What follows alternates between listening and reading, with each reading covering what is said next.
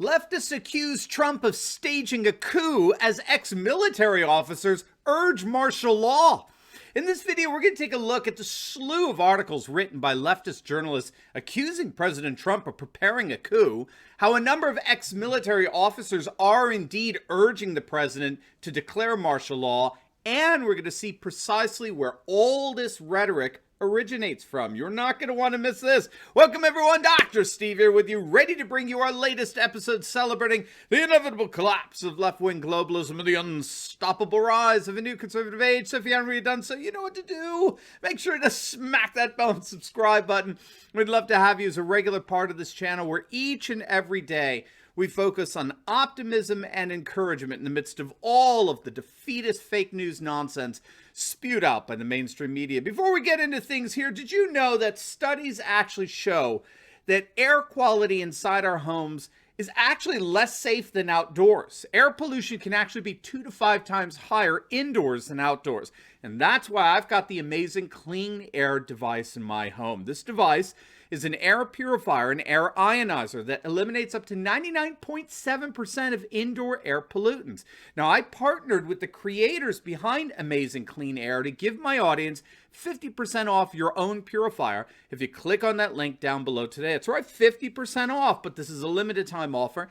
Click on that link below or go to amazingcleanair.com. That's amazingcleanair.com and purify the air quality in your home today. All right, let's dive right in here. I have to say, it's absolutely fascinating to see how many mainstream media outlets comprised of left-wing activists disguised as journalists are seriously concerned that President Trump is indeed in the process of staging what they're calling a coup to keep in power. Now, I kid you not. Take a look at some of these headlines here. This one is from The New Yorker.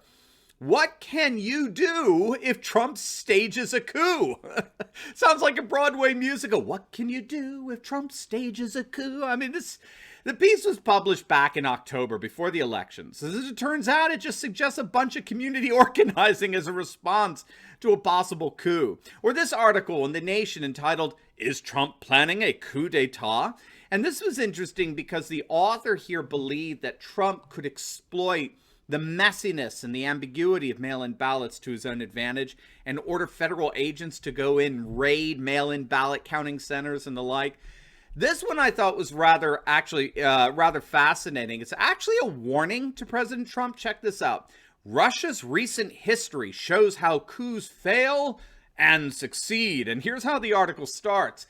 As outgoing U.S. President Donald Trump attempts to cling on to power despite decisively, I kid you not, this is how the other side thinks, despite decisively losing the election, fears of a coup in the United States are growing. Russia's experienced 2 coups in the recent past. The first in 1991 was a last-ditch attempt to stop the reforms that eventually led to the collapse of the Soviet Union. The second in 1993 saw the democratically elected President Boris Yeltsin use military force to stop an effort to impeach him and instead impose a super presidential constitution on Russia, the same constitution that Russia is still governed by today. Why one failed and the other succeeded may provide lessons on how the United States will hold up in the next few weeks. But here's my all-time favorite. This one is from The Root. I'm not saying Donald Trump is planning a coup, but he's doing exactly what someone would do if they were planning a coup. And again, he defers to some of the same narratives that these other pieces push. I don't know if you heard about that white paper that was put together by what's called the Transition Integrity Project. It's just comprised of a group of rabid never-Trumpers, and they actually forecasted what a Trump-led coup could look like. And so they pointed out that he could call for recounts in all states in which victory was not already apparent. This is back in like September, October. He could launch coordinated investigations at the state and federal levels into alleged voting irregularities in an effort to undermine public confidence in results that did not go Trump's way. He could attempt to halt the counting of mail-in ballots by filing cases in state court or leaning on Republican leaders to stop vote counting or to certify a result early. In other words, he could do pretty much everything you would expect someone to do if there really was voter fraud. But regardless, this fellow over at The Root makes this rather interesting observation. He writes, quote, The one area of genuine uncertainty related to whether Team Trump could convince the military to deploy active duty troops domestically. The Transition Integrity Project eventually concluded that the military leaders would almost certainly refuse to carry out his unconstitutional orders. But what if the military leaders weren't military leaders? And then he gets into the fact that just a day or two after November 3rd, Trump fired the defense secretary and several other top officials at the Pentagon, and he replaced them with loyalists, which makes you wonder why on earth Trump didn't do that earlier. And then his new Secretary of Defense almost immediately transferred special forces away from military leadership and put them under his civilian leadership. Politico actually reported on that. Very interesting stuff for sure. So maybe all these headlines are onto something here. Is President Trump in the process of staging a coup? Well, before we answer that, if you are looking for an encouraging and hopeful alternative to all the fake news that's being spewed out there on a daily basis from the leftist likes of CNN and MSNBC and the New York Times, you are going to find no better antidote than what's in the pages of my book, The Return of Christendom. Now, don't take my word for it. Just read through the reviews on Amazon. There's over 240 of them, 5-star reviews. You'll see how this book cuts through all the cynicism and despair that we so often feel living in this crazy globalist world. So in page after page, I give you all the data and statistics and indicators that show nothing less than a new conservative Christian majority emerging throughout the United States and Europe. And yes, it's already transforming the world map into a more nationalist, populist, and traditionalist world. And if you click on that link below, we are offering this for a limited time at a 50% discount. That's right, 50% off. But don't wait. This is a limited time offer. Click on that link and get your book at a super discount today and arm yourself with the information you need to crush fake news once and for all. All right, so what is going on here? You may have heard that there's been a number of ex-military officers urging President Trump to declare martial law in an effort to right the wrongs of the voter fraud perpetrated on November 3rd.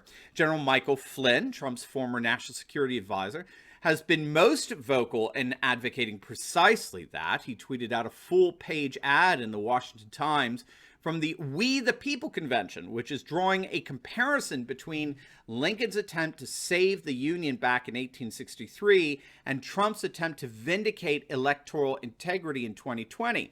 And in light of such a comparison, the We the People convention is calling on President Trump to declare limited martial law to temporarily suspend the Constitution in order to hold a presidential election revote overseen by the military. Now, obviously, Flynn is not alone in this.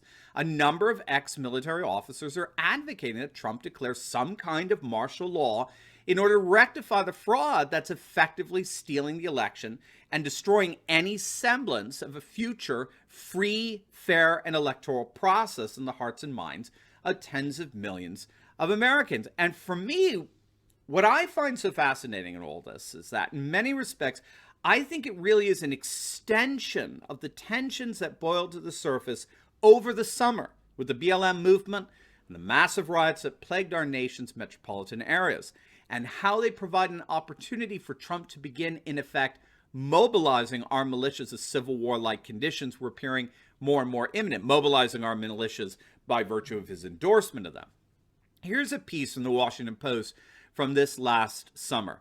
Trump looms over a new age of far-right militancy. And the gist of the piece is that Trump was deliberately trying to stoke a civil war in America in order to win re-election as law and order candidate. And he was doing that by tapping into armed citizen militias to disrupt these supposedly peaceful protests against the shooting of unarmed black men.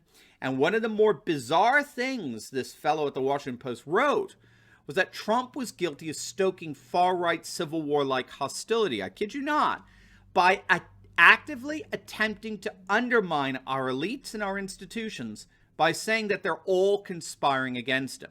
And so, by, quote, delegitimizing the American political system, Trump has given his followers the impression that they have no choice but to assert themselves through non-political means, close quote.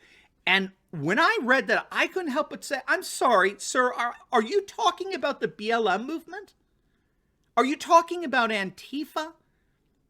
How more delegitimizing of the American political system can you get than accusing it of systemic racism?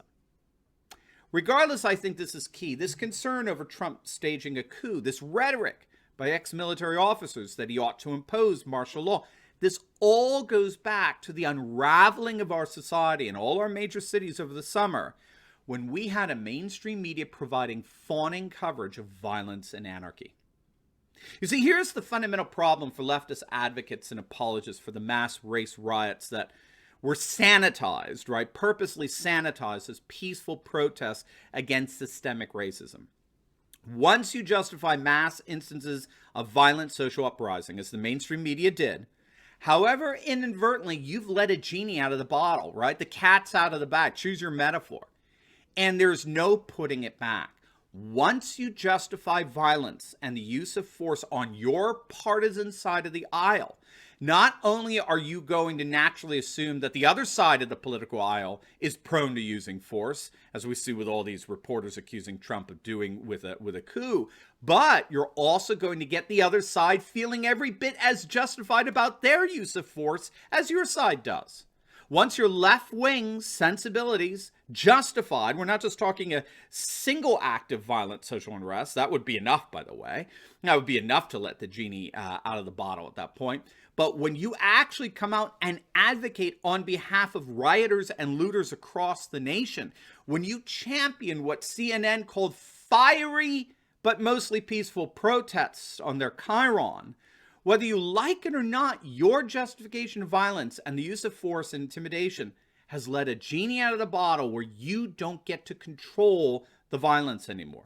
If you on the left can have your justified violence, then we on the right can have ours. There's just no way you're going to be able to overcome that. If you get to have your fiery but mostly peaceful protests, then the right gets to have their patriotic armed militias who are standing up and standing by. So all this is to say that it's no coincidence that it's come to this.